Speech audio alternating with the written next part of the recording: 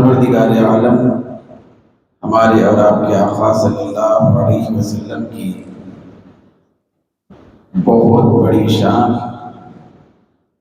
پھر آپ کی بہت بڑی ناقابل تردید حقیقت کو ظاہر کرتے ہوئے یہ کلمات مقدسہ نازل فرمایا۔ وہ فرما رہا ہے کہ قد جاءکم من اللہ نور و کتاب مبین۔ اے ایمان والو، پھر اے اللہ کے بندو، تمہارے پاس اللہ کی طرف سے بہت بڑا نور آیا، پھر اس کے ساتھ ساتھ روشن کتاب بھی آ گئی۔ پروردگار عالم یہ جو آج کی تاریخ میں بہت بڑا نور تشریف لایا، تو اس نور کے ذریعے خالق دو جہاں ان بندوں کو جو اللہ کی رضا کی تابعداری کرتے ہیں سلامتی کے راستے دکھا دیتا ہے۔ نور کی برکت سے سلامتی کے راستے بندوں کو مل جاتے ہیں۔ گفتگو کا جو حصہ میں آپ کے سامنے عرض کرنا چاہتا ہوں وہ ہے ہمارے آقا صلی اللہ علیہ وسلم کی ذات اقدس سرتاپا نور بنا کر ہمارے درمیان میں بھیجی گئی۔ حضور کی ذات نور کی ہے، نور پہلے سے ہی بطور عقیدہ ہمارے ذہن میں یہ بات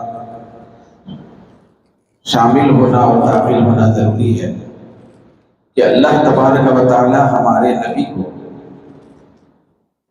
جہاں بشر بنایا وہیں حقیقت اور اصلیت کے اعتبار سے نور بھی بنایا۔ نور پہلے ہے، بشر بعد میں۔ کئی حدیثوں کے اندر اس کی تفصیلات آئے ہیں۔ قرآن مجید کی دوسری آیتوں سے بھی ہمارے آقا صلی اللہ علیہ وسلم کا جو وصف خاص پھر اصلیت مبارکہ ہے نور ہونے کی، اس کا پتہ چلتا ہے۔ پروردگار عالم نے ہمارے آقا کو جہاں بشر بنایا وہیں نور بھی بنایا، لیکن دونوں میں بطور اصلیت کون سی چیز اللہ تبارک و تعالیٰ نے بنائی، تو اس کا اظہار ہمارے آقا صلی اللہ علیہ وسلم نے کئی حدیثوں میں کیا ہے۔ تو اللہ نے فرمایا، اللہ کے حبیب فرماتے ہیں کہ اول ما خلق اللہ نوری، سب سے پہلے اللہ تبارک و تعالیٰ میرے نور کو پیدا فرمایا۔ کیسے پیدا فرمایا؟ سرکار کے نور کو اللہ نے سب سے پہلے تو بنایا، مگر کس سے پہلے؟ سب سے پہلے کا مطلب کن کن چیزوں سے پہلے بنایا؟ تو حضور نے ایک دوسری حدیث میں بیان فرمایا، انا من نور اللہ وکل شیء من نوری، میں اللہ کے نور سے ڈائریکٹ بنا، پھر ہر چیز میرے نور سے بنی۔ ہر چیز کے اندر ہر مخلوق ہے سرکار کی ذات اقدس کے علاوہ وہ اللہ تبارک و تعالیٰ نے پوری کائنات میں جو جو چیزیں بنایا ہے وہ ساری چیزیں نور محمدی سے پیدا کی، سرکار کے نور سے تخلیق کی گئی ہے۔ حضور خود فرما رہے ہیں کہ میں اللہ کے نور سے بنا اور ہر چیز میرے نور سے۔ پروردگار عالم ڈائریکٹ اپنے نور سے چیزوں کو نہیں پیدا فرمایا، بھئی اس نے چاند کو پیدا فرمایا، سورج کو بنایا، آسمان کو بنایا، زمین کو بنایا، درختوں، شجر، حجر، پتوں کو، سمندر کو، اس کے تلاتوں کو، اس کی موجوں کو، انسانوں کو، چرندوں کو، پرندوں کو، پہاڑوں کو، بھئی ان گنت بے شمار چیزوں کو اللہ تبارک و تعالیٰ نے بنایا۔ تو یہ ساری چیزوں کو اللہ تعالیٰ ڈائریکٹ اپنے نور سے نہیں بنایا، بلکہ حضور فرماتے ہیں کہ ڈائریکٹ اپنے نور سے صرف اللہ تبارک و تعالیٰ نے میرے نور کو بنایا، پھر ساری کائنات کو صرف اپنے نور سے میرے نور کو بنایا اور میرے نور سے پوری کائنات کو بنایا۔ اس لیے کہ کسی چیز کے اندر یہ سکت نہیں تھی کہ ڈائریکٹ وہ اللہ کے نور سے بنے۔ اللہ تبارک و تعالیٰ کا نور ہے۔ پروردگار عالم نے اپنے نور کے سلسلے میں بھی قرآن میں بیان فرمایا ہے، اللہ نور السماوات والارض۔ اللہ تبارک و تعالیٰ زمین اور آسمان کا نور ہے۔ زمین آسمان کو نور بنانے والا ہے، مگر زمین آسمان کو بھی ڈائریکٹ نہیں بنایا، پہلے مصطفیٰ کے نور کو بنایا، ان کے توسط اور وسیلے سے آسمان، زمین اور ساری کائنات کو بنایا گیا۔ تو ہم لوگ سرکار کے وسیلے سے بنائے گئے، ڈائریکٹ نہیں بنائے گئے۔ تو اللہ تبارک و تعالی جب اپنے محبوب کے نور کو بنایا، بنانے کے بعد حدیث میں آتا ہے پروردگار عالم چیزوں کو بنانا شروع کیا، چاند، سورج، زمین، آسمان وغیرہ کو بنانا شروع کیا۔ شروع کرنے کے بعد ابھی انسان کو نہیں بنایا، نور مصطفیٰ سے اللہ نے انسان کو بھی نہیں بنایا۔ دوسری کائنات کی چیزیں بنائی گئی، دنیا کی بہت ساری چیزیں بنائی گئی، مگر انسان کو نہیں بنایا۔ فرشتوں کو بھی سرکار کے نور سے بنایا، جبریل، میکائیل، اسرافیل، عزرائیل، سب وہ حضور کے نور سے بنے، مگر ابھی انسان نہیں بنا۔ نہیں، انسان کو آخر میں بنایا تو انسان کی سب سے پہلی اصلی ہستی، بشر کی اصلیت، پھر انسانیت کی ابتدا حضرت سیدنا آدم علیہ السلام کو بنایا۔ حدیث میں آتا ہے کہ اللہ تبارک و تعالی حضرت آدم علیہ السلام کو بنانے سے تقریباً 2000 سال پہلے، کتنے سال پہلے بھائی؟ 2000 سال پہلے حضرت آدم علیہ السلام کو پیدا کیا۔ تو پیدا اس انداز سے کیا، 2000 سال پہلے بھی نور محمدی تو اس سے بہت زیادہ پہلے تھا، کروڑوں سال پہلے، لیکن جب حضرت آدم علیہ السلام کو اللہ بنانا چاہ رہا تھا تاکہ انسانوں کا آغاز ہو جائے، تاکہ آدمی پھیلے، پھر انسان جو مخلوق ہے اس کو وجود بخشا جائے، تو اللہ تعالیٰ نے آدم علیہ السلام کو پیدا کرنے سے، بنانے سے 2000 سال پہلے نور محمدی کو اپنی بارگاہ میں سجا کے رکھا۔ بنایا اس سے پہلے، مگر سجا کے ایک جگہ رکھا۔ جب سجا کے رکھا تو وہ جو نور تھا، حدیث میں آیا کہ وہ نور جیسے ہی سجا کے خام پہ رکھا گیا، وہ اللہ کی تسبیح بیان کر گیا، حضور کی پاکی، اللہ کی پاکی بیان کرنے لگا۔ جیسے ہی وہ پاکی بیان کی جانے لگی، کیونکہ فرشتے تو پہلے ہی بنائے گئے تھے، آدم علیہ السلام سے پہلے بنائے گئے تھے، تو وہ نور جب اللہ کی تسبیح کرنے لگا تو چونکہ فرشتے بھی نور ہیں، فرشتے بھی نور ہے۔ دیکھو، ایک چیز، دو چیزیں جب ایسی ہوں تو دونوں کے اندر انس ہو جاتا ہے، محبت ہو جاتی ہے، تعلق ہو جاتا ہے۔ جیسے کہ ہم انسان ہیں تو ایک دوسرے کے اندر الفت ہوتی ہے، کیونکہ میں بھی انسان، آپ بھی انسان، تو انسانیت کے اعتبار سے ایک دوسرے کے اندر باہمی تعلق ہوتا ہے، کھینچ کے جاتا ہے۔ آدمی آدمی کے ساتھ جاتا ہے، آدمی کسی پتھر کے ساتھ نہیں جاتا، زیادہ مانوس آدمی سے ہوتا ہے۔ تو اللہ تبارک و تعالیٰ کے جو فرشتے ہیں وہ بھی نور ہیں، پھر وہ نور محمدی سے ہی پیدا کیے گئے ہیں۔ تو جیسے ہی وہ نور اللہ کی تسبیح اور پاکی بیان کرنے لگا تو سارے فرشتے اس نور کے اطراف بطور انس اور محبت جمع ہو گئے، فرشتے جمع ہو گئے۔ جب فرشتے جمع ہو گئے تو نور کیا کر رہا تھا؟ سرکار کا نور کیا کر رہا تھا؟ بھئی اللہ کی پاکی بیان کر رہا تھا۔ تو حدیث میں آتا ہے وَتُسَبِّحُ الْمَلَائِكَةُ بِتَسْبِيحِهِ۔ بھئی اللہ تبارک و تعالیٰ کی پاکی جب نور محمدی بیان کرنے لگا، فرشتے نورانی مخلوق اکٹھا ہو گئی، سب آ گئے۔ بھئی آنے کے بعد چونکہ وہ بھی نور، پھر ادھر نور محمدی، پھر نور محمدی سے ہی وہ پیدا کیے گئے، تو نور مصطفیٰ جو کام کر رہا تھا فرشتے بھی وہی کام کرنا شروع کرتے ہوئے نور مصطفیٰ کی تسبیح پر یہ بھی تسبیح کرنے لگے، یہ بھی اللہ کی پاکی بیان کرنے لگے۔ اب اللہ کی تسبیح چل رہی۔ یہ واقعہ کب ہوا ہے؟ حدیث میں سرکار نے فرمایا کہ حضرت آدم علیہ السلام کو پیدا کرنے اور بنانے سے 2000 سال پہلے ہوا۔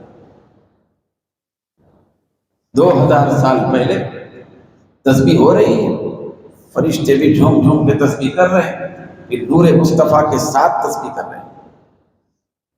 تسبیح ہوتی گئی، اس کے بعد پروردگار عالم نے چاہا کہ حضرت آدم علیہ السلام کو جو انسانیت کی ابتدا اور اس کا آغاز بننے والے ہیں ان کو پیدا کرے۔ تو حضرت آدم علیہ السلام کو جب پیدا کیا تو اللہ نے، ابھی میں نے عرض کیا کہ وہ نور اپنی بارگاہ میں اپنے قریب میں اللہ تعالیٰ ایک جگہ سجا کے رکھا تھا، تو اللہ تبارک و تعالیٰ نے چاہا کہ میرے محبوب کے اس نور کو جو میں اپنی آسمان کی بلندیوں کی کائنات میں میرے قریب میں رکھا ہوں، میں اس نور کو زمین پہ بھیجوں۔ میں اس نور کو کہاں بھیجوں؟ بھئی اللہ کا ارادہ ہوا۔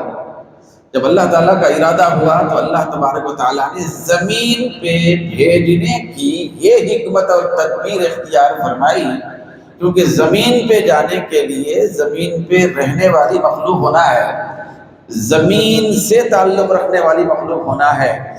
تو حضرت سرکار دو عالم صلی اللہ علیہ وسلم کے نور سے فرشتے بنے تھے نور، اب زمین پہ رہنے والی مخلوق بنانا ہے، تو زمین پہ مخلوق جو رہنے والی ہے اس کو زمین کی مٹی سے بنایا گیا تاکہ وہ مخلوق آئے تو زمین میں الفت سے رہے، مانوس ہو جائے، اس سے تعلق ہو جائے، زمین سے زیادہ وابستگی ہو جائے۔ تو پروردگار عالم نے حضرت آدم علیہ السلام کے ڈھانچے کو، پھر ان کی ہیکل کو، پھر ان کی شکل و صورت کو پروردگار عالم نے زمین کے ذرات سے اور مٹی سے، زمین کی مٹی سے ان کو پیدا فرمایا۔ جیسا کہ آپ ہم جانتے ہیں کہ انسان کس سے بنا؟ بھئی انسان بنا مٹی سے، کیونکہ وہ انسان اب مٹی میں آنے والا ہے اور رہنے والا ہے۔ تو حضرت آدم علیہ السلام کو مٹی سے بنایا گیا۔ جب مٹی سے بنایا گیا تو ایسا سمجھو کہ ایک ڈھانچہ تھا، ایک مجسم شکل تھی، مٹی کا بنایا ہوا ایک پتلے کی شکل میں تھا، ابھی اس کے اندر جان نہیں آئی تھی، جان نہیں آئی تھی۔ وہاں پہ اسی بزم میں، اسی مقام پر رہنے والا ایک شخص تھا۔ وہ جب مٹی کے ڈھانچے کو دیکھا، اس کے اندر کسی قسم کی کوئی کیفیت تو نظر نہیں آ رہی، کوئی خاص عظمت اور شان تو دکھائی نہیں دے رہی، تو اس کو بار بار دیکھا۔ دیکھ کے پہلی مرتبہ اس نے اپنی زبان اعتراض کو دراز کرتے ہوئے کہا کہ مولا تعالیٰ، ایسے کو تو اپنا خلیفہ بنانا چاہتا ہے جو بشر ہے، جو انسان ہوگا، تو اس کو خلیفہ بنانا چاہتا ہے۔ تو شیطان اعتراض کرا ڈھانچے کو دیکھ کر، کیا بولا انہیں؟ یہ تو ایک بشر بننے والے ہیں، یہ ایک انسان کے روپ میں بننے والے ہیں، میں تو تیری عبادت کر رہا تھا، اور شیطان بھی ایسا تھا کہ زمین کا کوئی ذرہ اور حصہ نہیں چھوڑا عبادت کے بجائے، بھئی عبادت ہی کرتا رہا۔ بہرحال وہاں جب اللہ تبارک و تعالیٰ نے حضرت آدم علیہ السلام کے ڈھانچے کو بنایا تو اللہ نے یہ ارادہ فرمایا کہ ان کو زمین پہ بھیجا جائے سرکار کے نور کو۔ تو پروردگار عالم نے اس ہیکل انسانی میں نور مصطفیٰ کو داخل کر کے اس کو چمکا دیا۔ جب چمکا دیا تو اب وقت آیا نیچے تشریف لانے کا۔ تو اللہ تبارک و تعالیٰ نے حضرت آدم علیہ السلام کو زمین پہ اتارا پھر ہمارا بہت بڑا نصیبہ یہ ہے کہ اللہ تعالیٰ نے آدم علیہ السلام کو نور مصطفیٰ داخل کر کے ہندوستان کی سرزمین پہ اتارا. زمین تو بہت تھی بھئی، امریکہ میں نہیں اتارا گیا، بھئی افریقہ میں نہیں اتارا گیا، پورے ایشیا کے کسی حصے میں نہیں اتارا گیا. یہ ہمارا مقدر ہے کہ ہمارے ملک میں اتارا گیا، ہندوستان میں بھیجا. تو ہندوستان میں حضرت آدم علیہ السلام تشریف لائے تو حضرت آدم علیہ السلام کی پیشانی میں نور مصطفیٰ چمکتا تھا. حضرت آدم علیہ السلام کی پیشانی میں سرکار نے ایک حدیث میں بیان فرمایا کہ میں نبیوں کی پشتوں اور صلبوں سے منتقل ہوتے ہوئے تم تک پہنچاؤں. حضرت آدم علیہ السلام کی پیشانی میں وہ نور مصطفیٰ جگمگاتا تھا. حضرت آدم علیہ السلام کی پیشانی میں نور مصطفیٰ دیکھ کر فرشتے بھی تعجب میں پڑ جاتے تھے. پھر حضرت آدم علیہ السلام سے وہ نور حضرت شیس علیہ السلام میں جو آپ کے بیٹے تھے ان میں داخل ہوا تو ان کی پیشانی میں چمکنے لگا، پھر ان کے صلب میں آیا. اس طرح متواتر طور پر سرکار کے آبا و اجداد میں سرکار جن جن ہستیوں سے تشریف لائے، جن جن مبارک ہستیوں سے سرکار تشریف لاتے ہوئے گزرتے ہوئے یہاں تک پہنچے، ہر ایک کی پیشانی میں وہ چمکتا رہا. پھر ہر ایک ماں کے بطن اطہر میں بھی وہ چمکتا رہا. پاکیزہ لوگوں میں، پاکیزہ مردوں میں، پاکیزہ صاف ستھرے آبا و اجداد کی پیشانیاں اور صلبوں میں، پاکیزہ ماؤں کے پیٹوں میں منتقل ہوتے ہوئے سرکار 12 ربیع الاول کی تاریخ کو سرکار پاک صلی اللہ علیہ وسلم اپنی والدہ ماجدہ حضرت سیدہ آمنہ رضی اللہ تعالی عنہا کے بطن اطہر سے اس دنیا کو منور فرمائے. تو سرکار کی ذات اور حضور کی ذات اور نور کے درمیان میں بہت گہرا تعلق ہے، کیونکہ اللہ تعالیٰ نے ہمارے نبی کو اصل میں نور بنایا، مگر مخلوق کی ہدایت کے لیے، مخلوق کو اللہ کی طرف بلانے کے لیے، دعوت اور تبلیغ کے کام کی انجام دہی کے لیے، مخلوق کو، ہم گناہ گاروں کو سمجھانے کے لیے پروردگار عالم نے بشری صورت میں اپنے نبی کو بھیجا. نور بنایا، صورت بشر میں اور انسان کی صورت میں بھیجا. ہمارے لیے لازم ہے، عقیدہ ہے ہمارے اہل سنت کا کہ ہمارے نبی نور بھی ہیں اور ہمارے نبی بشر بھی ہیں. دونوں کو ماننا ضروری ہے، مگر بشر کوئی ہم جیسے نہیں ہے، بلکہ ایسے بشر ہیں جن کو خیر البشر کہا گیا. بھئی ایسے انسان ہیں جن کو انسان کامل قرار دیا گیا. حضور جب بشر اور انسان کی صورت میں بھی تشریف لائے تو ایسی صورت میں بھی بھئی عام انسانوں کی طرح حضور انسان نہیں تھے، کروڑوں درجے کا فرق ہے بھئی عام انسانوں میں اور حضور کی انسانیت میں، عام بشریت میں اور حضور کی بشریت میں. میں ابھی آپ کو بخاری سے عرض کرنے والا ہوں. سرکار تشریف لائے کیونکہ اصل میں نور تھے. اللہ جو فرما رہا ہے قد جاءکم من اللہ نور، اللہ کی طرف سے آج 12 ربیع الاول کو اے لوگو، اے بندو، تمہارے پاس نور آ گیا، نور آیا. پھر ساتھ میں اللہ تبارک و تعالیٰ نے فرمایا اور روشن کتاب بھی آ گئی. کتاب بھی بہت بڑی نعمت، قرآن بہت بڑی نعمت اللہ کی. سرکار کی ذات تو سب سے بڑی نعمت، حضور کی ذات. مگر اللہ تبارک و تعالیٰ پہلے نور کا ذکر فرمایا، بعد میں کتاب اور قرآن کا ذکر کیا ہے. ہم لوگ بھی جب بات کرتے ہیں نا، کون سی بات پہلے بولنا، کون سی بات بعد میں کرنا، یہ سوچ لیتے ہیں. پہلے بولنے کی بات بعد میں نہیں بولتے، بعد میں بولنے کی بات پہلے نہیں بولتے. ہم انسان ہو کے بھی تو اللہ تبارک و تعالیٰ تو حکیم ہے، وہ تو حکمت والا رب ہے. وہ پہلے جب کوئی بات کا ذکر کرے گا پھر بعد میں دوسری بات کا ذکر کرے گا تو پہلی بات کے اندر بہت بڑی شان ہوگی تبھی تو ایسا کرے گا، کوئی بڑی حکمت ہے تبھی تو ایسا کرے گا. تو اللہ تبارک و تعالیٰ کے کلام پر قربان جائیں. اللہ نے فرمایا قد جاءکم من اللہ نور، یقیناً اے بندو تمہارے پاس اللہ کی طرف سے نور آیا. اس کے بعد فرمایا کتاب مبین، روشن کتاب قرآن مجید آئی. تو پہلے قرآن کا ذکر کر رہا ہے، پہلے نور کا ذکر کر رہا ہے. بولو بھائی، پہلے نور کا ذکر کر رہا ہے. نور کا ذکر کر کے اللہ بتانا چاہتا ہے کہ میرا محبوب پہلے ہے، قرآن بعد میں ہے. پہلے محبوب کو مانو، بعد میں کتاب کو مانو. مگر آج کا زمانہ الٹا چل رہا ہے. پہلے محبوب کی میلاد کو تسلیم کرو، بعد میں یوم قرآن مناؤ. یہ ہے اصل طریقہ. کیا ہے ترتیب؟ قرآن کا جلسہ پہلے کرنا یا میلاد کا جلسہ پہلے کرنا؟ کوئی اللہ کی حکمت والی ترتیب بتا رہی ہے کہ میں رب ہو کر پہلے نور کی بات کر رہا ہوں، بعد میں قرآن کی بات کر رہا ہوں. تم ایسا کیسے کر سکتے ہو کہ تم پہلے قرآن کی بات کرو بعد میں نور کی بات کرو؟ میری ترتیب یہ ہے کہ میں پہلے میرے مصطفیٰ کا ذکر کرتا ہوں، بعد میں اس کے بعد بھیجے جانے والے قرآن کا ذکر کرتا ہوں.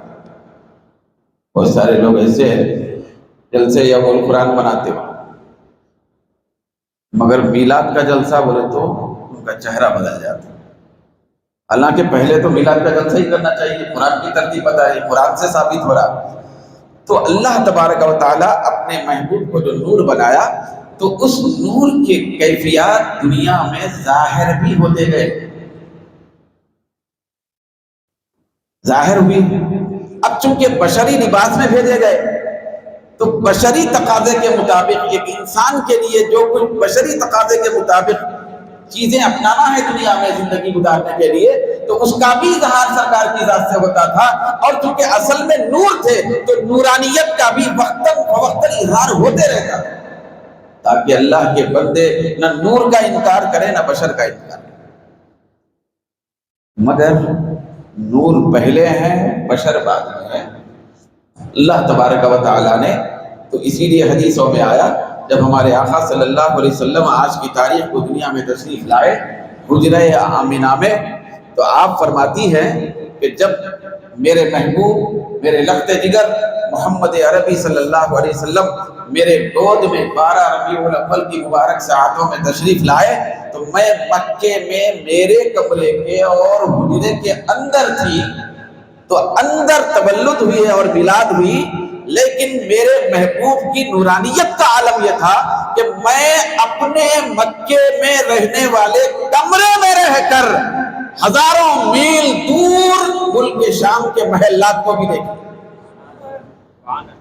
یہ نورانیت ہر طرف نور پھیلایا گیا. جب حضور کی میلاد ہوئی تو ہر طرف نور تھا. دیکھنے والی آنکھوں نے دیکھی، شہادتیں دی لوگوں نے کہ سرکار کی جب میلاد ہوئی، سرکار کی ولادت اور پیدائش ہوئی، سارا عالم بقعہ نور بنا دیا گیا تھا.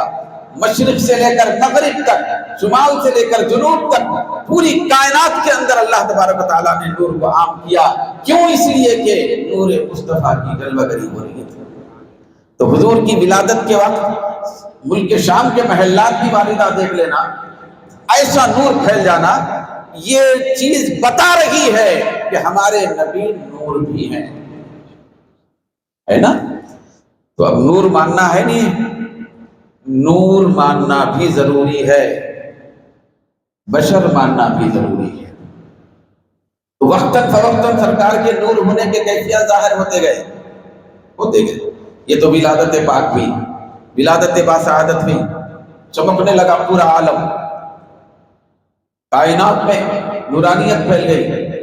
جب آپ کی ولادت ہوئی مکے میں تشریف فرما تھے، کوئی اپنی والدہ کے گود میں رہتے تھے. پہلے زمانے کے سسٹم کے مطابق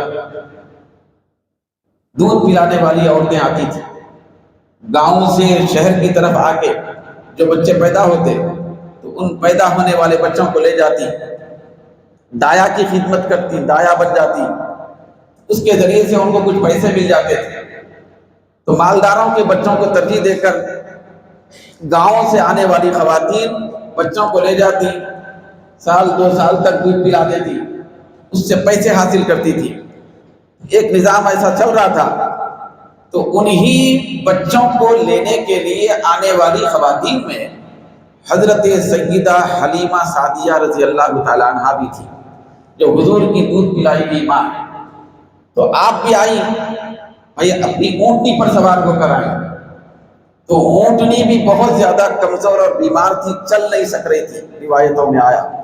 جب آپ مکہ شہر کو آئی کسی بچے کو پانے کے لیے، تو سارے مکے میں آپ نے گشت لگائی، ہر جگہ پتہ چل گیا کہ جتنے بچے پیدا ہوئے تھے اس شہر میں دوسرے خواتین لے کے چلے گئے۔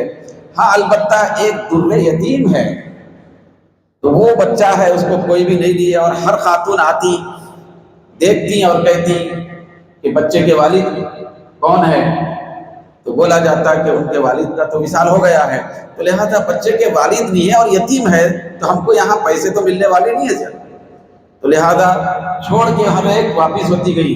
لیکن یہ مقدر تھا، وہ صرف ایسے ہی نہیں چھوڑ کے جا رہی تھی، یہ مقدر حضرت حلیمہ کا تھا۔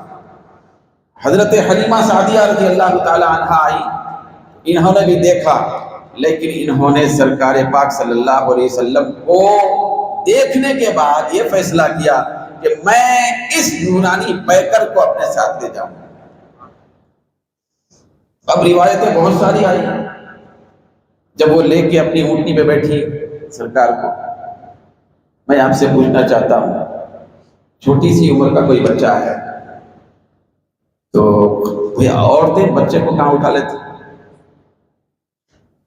بچے کو گود میں لیتے، سائڈ میں گود میں لیتے، لیکن روایت میں آ کے حضرت حلیمہ رضی اللہ تعالی عنہ جب سرکار کو اٹھائی، بھئی اونٹنی پہ بٹھانا چاہیے تو بازو میں نہیں بٹھائی، بھئی ان کے دل میں آیا یہ کوئی اللہ کا بہت بڑا شان والا بندہ ہے، لہذا حضور کی نورانیت اور حسن و جمال کو دیکھ کر فدا ہو گئی۔ پھر اس کے بعد آپ نے طبیعت میں یہ گوارا نہیں کیا کہ ان کو سائڈ میں بھی اپنے برابر بٹھائیں، وہ کہتی ہیں کہ میں میرے اس محبوب نور کے پیکر کو میرے سامنے بٹھائی، جیسے ہی سامنے بٹھائی، بٹھانے کے بعد وہ اونٹنی جو آتے وقت چل نہیں سک رہی تھی، دیگر اونٹنیوں پہ بچے جا رہے تھے، جب اس اونٹنی پر مصطفیٰ بیٹھ گئے تو وہ اونٹنی کے اندر غیر معمولی ایسی طاقت اور قوت آ گئی اللہ کی طرف سے، حضور کے بیٹھنے کی برکت سے، کہ وہ اونٹنی سارے اونٹوں اور سواریوں کو پیچھے کر کے آگے بڑھ گئی۔ تو اس میں دو چیزیں تھیں، سب سے بڑی چیز تو یہ تھی کہ یہ آنے والا نور یہ نبیوں کا امام ہے، یہ رسولوں کا امام ہے۔ پھر امام ہمیشہ پیچھے نہیں رہتا، امام سامنے رہتا ہے۔ بھئی امام صاحب کیا رہتے؟ سامنے رہتے، پیچھے نہیں رہتے۔ تو نبیوں کے امام کے سلسلے میں اللہ نے بھی فیصلہ فرما دیا، اللہ نے اونٹنی کے اندر آپ کے قدموں کی برکت سے ایسی جان اور توانائی ڈال دیا کہ یہ امام الانبیاء ہیں، یہ پیچھے کیسے ہو سکتے ہیں؟ تو اس لیے اللہ تبارک و تعالیٰ نے اونٹنی میں طاقت ڈال کر سب سے آگے کر دیا۔ یہ تو نبیوں کا امام ہے۔ وہاں سے تشریف لے گئی، اپنے گھر گئی، گاؤں جانے کے بعد وہ فرماتی ہے، اب میں حدیث سنا رہا ہوں، فرماتی ہیں کہ میں جب سرکار کو لے کے اپنے گھر میں گئی، جھولے میں سلائی، تو میں اس نور کے پیکر کو دیکھتے ہوئے بیٹھی تھی کہ کیسا نور ہے، چہرے کی زیارت کرتے ہوئے بیٹھی، تو ان کے الفاظ ہیں حدیث میں آئے ہیں، وہ کہتی ہیں کہ اشفقت ان اوقظہ، بھئی آنکھ لگ گئی تھی ان کی سرکار کی، میں دودھ پلانے کے لیے بھی حضور کو اٹھانے سے گھبرا رہی تھی۔ بھئی اشفقت ان اوقظہ، میں آپ کو اٹھانے سے، نیند سے بیدار کرنے سے گھبرا رہی تھی۔ کیوں؟ اب ان کے الفاظ آ رہے ہیں حدیث میں، لِحُسْنِهِ وَجَمَالِهِ، بھئی ان کے حسن اور ان کی نورانیت کی وجہ سے بیدار کرنے سے گھبرا رہی تھی۔ یہاں تک کہ لمبا وقت گزر گیا تو آہستہ سے میں سرکار کے سینے اقدس پر اپنا ہاتھ رکھی، فَوَضَعْتُ يَدِي عَلَى صَدْرِهِ، یہ الفاظ حدیث میں ہے کہ میں حضور کے سینے مبارک پر ہاتھ رکھی، جیسے ہی ہاتھ رکھی تو آقا صلی اللہ علیہ وسلم جو ساری مظلوم انسانیت کو ہنسانے کے لیے آئے، سب غمزدوں کے چہروں پر مسکراہٹوں کو طاری کرنے کے لیے آئے، وہ عرض کو فرماتی ہیں حضرت حلیمہ، جیسے ہی آپ کے سینے مبارک پر میں ہاتھ رکھی تو آنکھ تو سرکار کے بند تھے، لیکن حضور کے چہرے پر مسکراہٹ بکھیر گئی تھی، مسکرا رہے تھے، فتبسم ضاحکا، مسکرا رہے تھے۔ جب مسکرا رہے تھے تو کمرہ روشن تھا، میں فدا ہو رہی تھی، ایسے نور کو میں اپنے گھر لائی۔ جب حضور مسکرائے، جب مسکرانے کے بعد پہلے آنکھ نہیں کھولے، وہ کہتی ہیں کہ پہلے مسکرائے، اس کے بعد وہ فتح عینیہ، پھر وہ اپنی آنکھ کھولے۔ جب آنکھ کھولے تو آنکھ سے، دونوں آنکھوں سے ایسا نور ظاہر ہو گیا، خرج من عینیہ نور، نور ایسا داخل ہو گیا کہ اس نور کی شعاعیں آسمان کی بلندیاں تک پہنچنے لگی، اور وہ نور اوپر چڑھتے چڑھتے آسمان میں داخل ہو گیا۔ تو اسی لیے اللہ فرما رہا ہے کہ اے بندو، 12 ربیع الاول کی مبارک تاریخ میں تمہارے پاس صرف ایک بشر نہیں آیا، بلکہ بہت بڑا نور آ گیا۔ نور آسمان میں گیا، آسمان تک پہنچ گیا، یہ حضرت حلیمہ فرما رہے۔ تو اس حدیث سے بھی پتہ چل رہا ہے کہ ہمارے آقا صلی اللہ علیہ وسلم جہاں بشر ہیں، وہیں پر اصل میں اصلیت کے طور پر نور بھی ہے۔ تو اسی لیے میں عرض کر رہا تھا، پہلے آپ کے سامنے بیان کیا کہ آپ نور ہیں، اس کے پورے کیفیات پہ آپ کی زندگی پاک اور آپ کی ظاہری حیات طیبہ میں وقتاً فوقتاً ظاہر ہوتے گئے، ظاہر ہوتے گئے۔ سرکار دو عالم صلی اللہ علیہ وسلم کے اسماء مبارکہ، پھر حضور کے ناموں کے سلسلے میں بہت سارے نام ہیں۔ یہ بات تو پوری مضبوطی کے ساتھ ثابت ہے کہ آقا صلی اللہ علیہ وسلم کے تقریباً 100 نام تو ہیں۔ بڑے بڑے علماء مفسرین نے کہا 100 سے بہت زیادہ ہیں، مگر 100 نام تو ہیں، سب مانتے ہیں۔ تو اللہ تبارک و تعالیٰ نے جس طرح اپنے نام 100 رکھے، ویسے ہی اپنے محبوب کے نام بھی 100 رکھے، 100 نام ہیں۔ تو 100 ناموں میں سے بہت سارے نام ہیں۔ بھئی اللہ نے آپ کو بشیر بھی فرمایا، نذیر بھی فرمایا، داعی فرمایا، سراج منیر بھی فرمایا، اس طرح شاہد بھی فرمایا، بہت سارے یاسین نام ہے، طٰہٰ نام ہے، تو اس طرح مزمل نام ہے، مدثر نام ہے، اس طرح بہت سارے نام ہیں۔ تو بہت سارے ناموں میں سرکار کا ایک مبارک نام نور بھی ہے، نور نام، حضور کا نام خود نور ہے۔ تو اسی لیے اللہ فرما رہا قد جاءکم من اللہ نور، اللہ کی طرف سے تمہارے پاس نور آ گیا۔ حضور کا نام اقدس نور ہے، ساری دنیا کو چمکانے کے لیے آپ تشریف لائے۔ صحابہ اکرام بے شمار حدیثوں میں بیان کرتے ہیں، صحابیات اور صحابہ اکرام، کئی صحابہ سے روایتیں آئی ہیں کہ آقا صلی اللہ علیہ وسلم کے نورانیت اور حسن و جمال کی کیفیتیں کیا کیا ہوتی تھی۔ حضرت عائشہ صدیقہ رضی اللہ تعالی عنہا بیان کرتی ہے، سرکار دو عالم صلی اللہ علیہ وسلم جب میرے حجرے میں تشریف لاتے تو جیسے ہی آپ مسکراتے تو میرے حجرے کے در و دیوار چمکنے لگتے تھے، چمکتے تھے۔ پھر اس کے بعد حضرت مولا علی رضی اللہ تعالیٰ عنہ ایک حدیث میں روایت کرتے ہیں اور فرماتے ہیں کہ آقا صلی اللہ علیہ وسلم سب سے زیادہ خوبصورت اور نورانی تھے۔ ان کے الفاظ اور ان کا فیصلہ ہے کہ لم ارى قبله ولا بعده مثله بأبي انت وأمي، بأبي أمي وأبي۔ وہ کہتے ہیں حضرت علی رضی اللہ تعالیٰ عنہ، میں حضور کو دیکھا، حضور کا چہرہ اتنا چمک دمک والا تھا، بھئی ایسی نورانیت والا تھا کہ حضور کے چہرے کی طرح نہ میں حضور سے پہلے کسی کو دیکھا نہ بعد میں دیکھا، میرے ماں باپ ان پر قربان۔ یہ حضرت علی کا فیصلہ ہے۔ صحابہ کرام کیسے خوش قسمت تھے کہ حضور کے نور کو دیکھا کرتے تھے، حضور کے چہرے کی زیارت کرتے تھے۔ صحابہ بنے اس واسطے کیونکہ انہوں نے حضور کے نورانی چہرے کو دیکھا۔ صحابی نہ علم کی بنیاد پہ بنتے ہیں، نہ عمل کی بنیاد پہ بنتے ہیں، نہ للہیت کی بنیاد پہ بنتے ہیں، نہ حسن نیت کی بنیاد پہ بنتے ہیں، نہ سخاوت کی بنیاد پہ بنتے ہیں، نہ شجاعت اور بہادری کی بنیاد پہ بنتے ہیں، صحابی بنتے ہیں مصطفیٰ کی صورت کو دیکھنے کی وجہ سے۔ تو اللہ تعالیٰ نے ایسا چہرہ بنایا، نور تھے، نور کا اظہار ہوتے جاتا تھا۔ بعض لوگ ایسا سوچتے رہتے ہیں، دیکھو بھائی حضور نور ہیں بول رہے آپ، پھر حضور بشر بھی ہیں بول رہے ہیں، دونوں کیسا جمع ہو سکتے؟ نور اور بشر دونوں کیسا ہو سکتے؟ دونوں میں سے ایک ہونا، یا تو انسان ہونا یا تو نور ہونا۔ تو ایسا ایک صاحب بولنے لگے، میں بولا دونوں ایک دوسرے کی ضد ہیں، جمع نہیں ہو سکتے۔ بولے ہاں نہیں جمع ہو سکتے، یا تو بشر بولو یا تو نور بولو۔ میں بولا میں ثابت کر دیتا ہوں کہ نور اور بشر دونوں جمع ہو جاتے ہیں۔ بولے وہ کیسے؟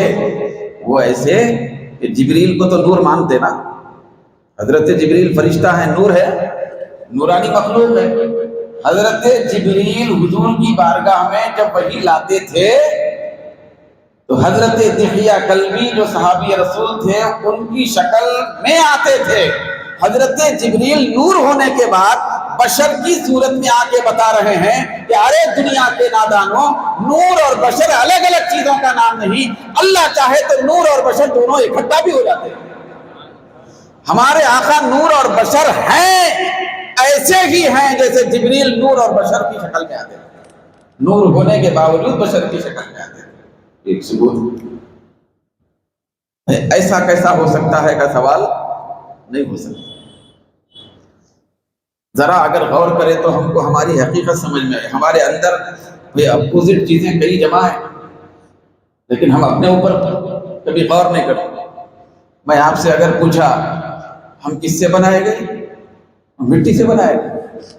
اچھا مٹی سے بنائے گئے، قرآن مجید کے اندر آیا ہوا ہے کہ انسان مٹی سے بنایا گیا، بعض جگہ آیا ہوا ہے بجنے والی مٹی سے بنایا گیا، بجنے والی مٹی سے بنایا گیا۔